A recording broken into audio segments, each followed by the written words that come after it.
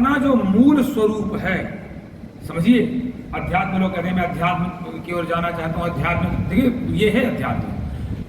अपना जो मूल स्वरूप है उसका नाम है अध्यात्म। जैसे हमारा जो जीवात्मा का स्वरूप है वो हमेशा शांत है, हमेशा शांत है ना। शंकर सहज स्वरूप सम्हारा, लगी समाधि अखंड हमारा। समाधि तभी लगती है जब भगवान शंकर जी ने रामचरितमानस में जब सीता जी और सती से उनका वियोग हो गया, जब वहां पर वहां हुआ क्या हुआ, राम नाम जब करने लगे, सोई जो राम रच राखा को तर्क बढ़ावे शाखा, छोड़ा चिंतन दुनिया का समझाने का और अपने को शंकर सहज स्वरूप संवारा, अपने स्वरूप को संभाल लिया उन्होंने। मेरा स्वरूप क्या है? जीवात्मा का जो स्वरूप है भगवान का स्वरूप है, उसका भगवान का अंश, उसी का स्वरूप रहेगा वो।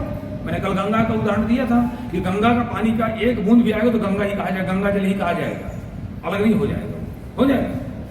इसी तरह से हमारा जो जीव का स्वरूप है वो शांत है।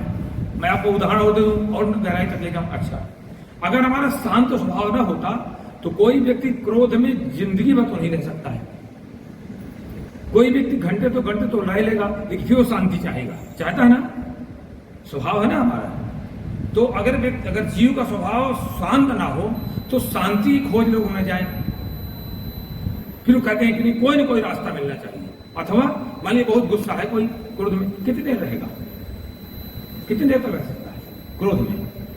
गाली देने के लगा तो कितनी देर तक गाली देते रह सकता है क्रोध में? 100-200 साल तक नहीं, थोड़ी देर, लेकिन अंत में वही शांत हो जाएगा। तो जब शांत होना ही होना है तो हमारा जीव का स्वरूप है, तो भैया हम निरंतर शांति की ओर चलें। और जब शांति का स्वरूप कौन है? शांताकारम। भगवान का जो स्वरूप है पहला नंबर है शांताकारम। देखिए, शांताकारम भुजग शयनम पद्मनाभम सुरेशम विश्वाधारम गगन सदसम। तो पहला जो देखिए ये संकेत देता है, एक हमारे सामने जब केचुआ आ जाता है ना तो हम डर जाते हैं, और उस भुजग शयनम किसमें? वो महाकाले महानाग में सो रहे हैं ना, बड़े भारी। ये देखिए, ये जितने भी हमारे मंत्र बने हैं, जितने भी हमारे ध्यान बने हैं, समझने का विषय, रटके और पहाड़ा पढ़ के लिए नहीं बने हैं, नहीं। हम लोग वहां स्तुति जो करते हैं, नित्य करते हैं, करचरण कृतम वा कायजम कर्मजम वा श्रवण नयनजम वा मानसम वा अपराधम विहितम विहितम वा सर्वमेत क्षमस्व जय जय करुणाब्धे श्री महादेव शंभो। क्या कहते हैं? ये शंकराचार्य द्वारा विरचित स्तुति है। करचरण कृतम, हमारे द्वारा, हाथ के द्वारा, पैरों के द्वारा, कर्म के द्वारा, वाणी के द्वारा, शरीर के द्वारा, दृष्टि के द्वारा, आंखों के द्वारा, किसी भी चिंतन के द्वारा हमसे जो भी पाप हो गया हो, विहित और अभिहित जो पाप हो गया हो, तो आप ही समर्थ। निरंतर भगवान की शरणागति में रहना चाहिए। भगवान से, ठीक है आपको पीड़ा हो गई, लेकिन भगवान की शरणागति नहीं, आप ही उद्धार करेंगे, आप ही हमको शांति देंगे। जो शांताकारम परमात्मा है ना, उसका शांत है स्वभाव, हम उसके अंश है। तो ऐसे नहीं कि हमने ध्यान गा लिया चल दिया, नहीं, कुछ नहीं फायदा होने वाला उससे। हमें उस पर चिंतन करना है। शांताकारम भुजग शयनम।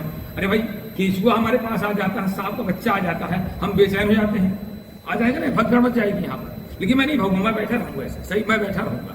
अगर हमारे पास आ जाएगा तो हम देखेंगे निकल के जा रहा, ठीक है निकल जाएगा। हम वहां जब करते रहते हैं, बहुत सांप निकलते हैं, आते रहते हैं, वहीं घूमते रहते हैं, ठीक है भाई घूमते रहते, क्या होगा, काम होगा। अध्यात्म है, भगवान कहते हैं स्वभावोध्यात्म में वो हमारा जो मूल स्वभाव है उसको जान लेना, उसके अनुसार आचरण करना ही अध्यात्म है। और जो शांत है उसका चिंतन करेंगे, उसे सोचेंगे, उसके जपेंगे, तो निश्चित शांत हो जाएंगे, शांति मिलेगी ही। और अशांत, देखिए मैं आपको बार बार बताना चाहूंगा, बिना विषयी व्यक्ति के संयोग के कोई व्यक्ति विषयी हो ही नहीं सकता। विषयी व्यक्ति का जब तक आप सानिध्य नहीं होगा, उसका संयोग नहीं होगा, तब तक उसमें विषय आ ही नहीं सकता, गंदगी आ ही नहीं सकती उसमें।